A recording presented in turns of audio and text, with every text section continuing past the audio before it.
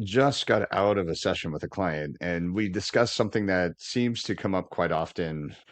And that's when we are looking to change a behavior or a habit or improve ourselves in some way, we often go toward the functional solutions. So functional being like a tool or a process or a procedure, something that ChatGPT tells us these steps we should follow to make it better or do something different. But functional tools don't necessarily do the job. And we know this because when we sometimes try these tools, they work maybe once, twice, and then all of a sudden we just don't try them anymore or do them and or we don't see the same results anymore. And that's kind of telling us that the problem isn't the tool or the process. The problem is something that's more emotional, something inside us that's holding us back, that's blocking us, that's causing us some sort of feeling of some kind inside.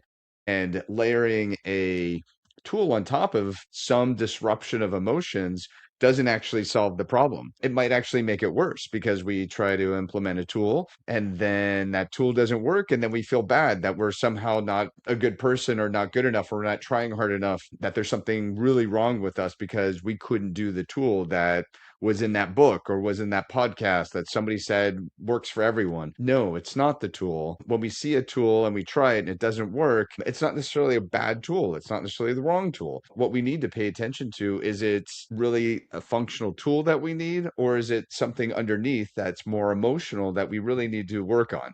And that could very well be, hey, you know what? I have some doubts. I have some insecurities. I have some other feelings inside based on coping mechanisms from my childhood that are bubbling up, that are causing me to procrastinate, that are causing me to disengage, to causing me to avoid. And me avoiding the situation can't be solved by just putting a tool on top of it. It's kind of that saying you can put lipstick on a pig, but it's still a pig. So let's change the pig.